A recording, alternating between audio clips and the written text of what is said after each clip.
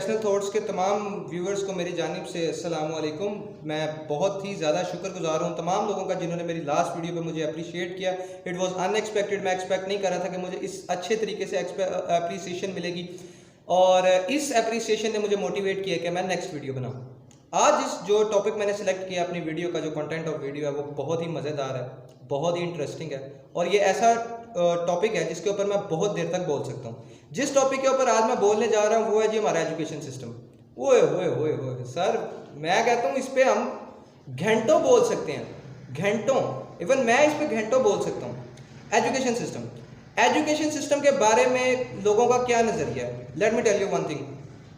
क्योंकि अगर हम इस्लाम से एग्जाम्पल लें, एक गजवा के मौके पर, गजवा बदर के मौके पर, वो लोग या वो काफिर जो कि हदिया अदा नहीं कर सकते थे, हमारे नबी अकरम हज़रत मोहम्मद सल्लल्लाहु अलैहि वसल्लम ने कहा कि जो शख्स 10 सहाबा को लिखना पढ़ना सिखा दे उसको अमान है, वो जा सकता है।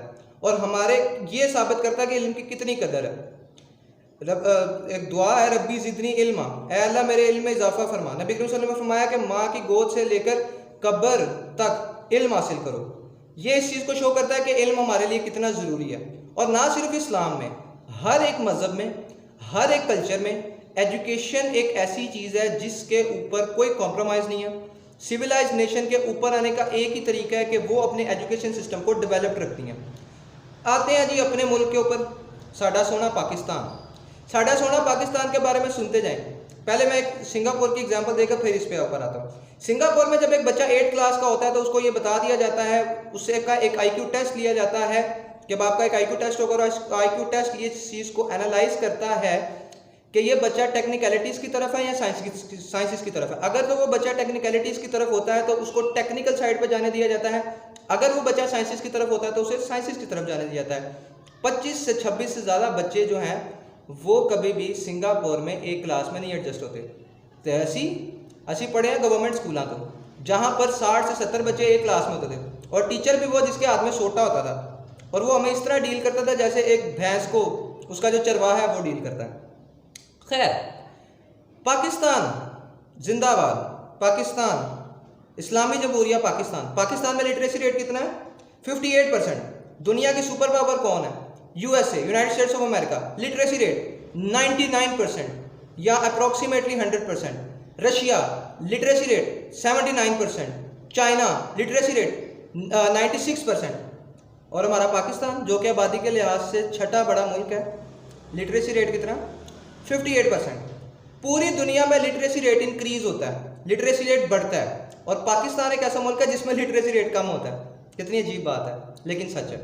बलूचिस्तान में 2017 में लिटरेसी रेट 32 से 29 पे गया। कौन जिम्मेदार है इसका? हम सब के जहन में आएगा हुकूमत, लेकिन हुकूमत नहीं, हम खुद जिम्मेदार हैं। प्रॉब्लम तो मैंने आपको बता दिया, जो ये एजुकेशन सिस्टम हमारा कोई बहुत अच्छा नहीं है। रट्टा सबसे बड़ा फॉल्ट एजुकेशन सिस्टम का। ये याद करो, यहां से यहां तक याद करो और तुम्हारे नंबर आ जाएंगे। और सबसे मजे की बात यह है कि नंबर आ भी जाते हैं। आजकल के टॉपर्स एक एप्लीकेशन नहीं लिख सकते। मैं ये बात पूरी रिस्पॉन्सिबिलिटी के साथ कर रहा हूं क्योंकि मैंने ऐसे टॉपर्स को देखा है जो एक एप्लीकेशन तक नहीं लिख सकते। क्यों? वो टॉपर है 11 चैप्टर्स में या 12 चैप्टर्स में, उससे आगे तो वो टॉपर नहीं है। एक टॉपर को एक पर्सनल लाइफ में कैसा रहना चाहिए, क्या हमारा एजुकेशन सिस्टम हमें बता रहा है? एक टॉपर को एक अपनी पर्सनल लाइफ में बोल्ड डिसीजंस कैसे लेने हैं, क्रिटिकल थिंकिंग क्या होती है, लीडरशिप क्या होती है, मैनेजमेंट क्या होता है, हमारा एजुकेशन सिस्टम उसे नहीं सिखा रहा। ये बहुत बड़ा फॉल्ट है हमारे एजुकेशन सिस्टम का। और फिर एमडी कैट, मज़ेदार चीज़, 66,000 स्टूडेंट्स लास्ट ईयर अपीयर हुए एमडी कैट में और सीटें कितनी थी? 2900 सीट्स पर 66,000 स्टूडेंट्स अपीयर हुए।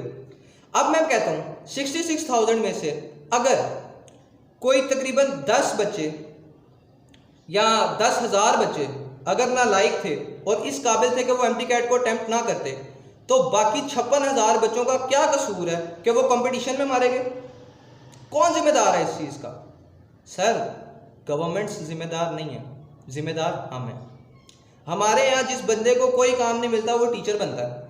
क्या ऐसा है? बिल्कुल ऐसा है। हमने टीचिंग को एक दायरे में बंद कर दिया है और हम इस चीज़ को आज तक इस चीज़ से निकल ही नहीं पाए, और टीचर भी प्रोफेशनल हो गए, हम भी प्रोफेशनल हो गए। भाई 45 मिनट है, 45 मिनट में समझाओ, ऊपर नीचे कोई बात नहीं करनी, रैशनल थिंकिंग के बारे में कुछ नहीं बताना। I am thankful to my teachers like sir Tufail Shah and sir Hafiz Nawaz, जिन्होंने मुझे थोड़ा बहुत, ज़्यादा नहीं, थोड़ा बहुत शऊर दिया। और ये शऊर बहुत सारे लोगों में, बल्कि तकरीबन तमाम लोगों में है। सिर्फ इस शऊर को हवा देने की ज़रूरत है। ये शऊर को हवा कौन देगा? मैं दूंगा इंशाल्लाह। मेरे पास इतना लिमिटेड नॉलेज है, मैं पूरी कोशिश करूंगा कि आपके साथ शेयर करूं। अच्छा जी, प्रॉब्लम तो हो गई, एजुकेशनल सिस्टम थक्कड़ फारिग घटिया। Solution, what is the basic solution of our education system? देखें, सबसे पहले तो पेरेंट्स को इस चीज़ को इंश्योर करना चाहिए कि हमारा बच्चा क्या बनना चाहता है, हमारे बच्चे के अंदर क्या टैलेंट है, हमारा बच्चा किस फील्ड में जाना चाहता है। अगर उसको कैमरे के सामने आने का शौक है, let him go into media, उसको मीडिया में जाने दें। याद रखें, रिस्क की जिम्मेदारी अल्लाह ताला की है। फार्मासिस्ट भूखे भी मर रहे हैं, फार्मासिस्ट करोड़पति भी हैं, डॉक्टर्स ऐसे भी हैं जिनकी प्रैक्टिस बिल्कुल भी नहीं चलती, डॉक्टर्स ऐसे भी हैं जिनकी प्रैक्टिस कामयाब तरीन है। समझ रहे हैं मेरी बात? डॉक्टर्स ऐसे भी हैं जिनकी प्रैक्टिस चल रही है, डॉक्टर्स ऐसे भी हैं जो बिल्कुल फारिग और वेले हैं। तो रिस्क अल्लाह ताला के हाथ में है। कासिम अली शाह का बड़ा गोल्डन वर्ड है कि फील्ड का स्कोप नहीं होता, बंदे का स्कोप होता है। आज अगर हम फॉलो करते हैं स्पेशलिस्ट को, और स्पेशलिस्ट बंदा वही होता है जिसने अपने पैशन को, अपने शौक को अपना प्रोफेशन बनाया होता है।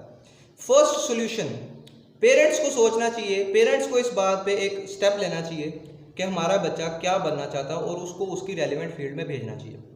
ये तो होगी पेरेंट्स की रिस्पॉन्सिबिलिटी। हमारे एंड पे क्या है, हमारे एंड पे क्या काम है, हमें क्या करना चाहिए? देखें, सबसे पहले हमें लिखना चाहिए।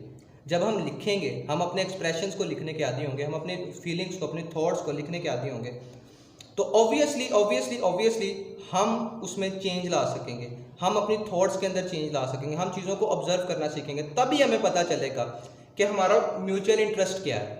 जब हमें ये पता चल जाएगा जी हमारा म्यूचुअल इंटरेस्ट ये है, तो देन हमारे लिए वो काम ज़्यादा ईजी हो जाएगा।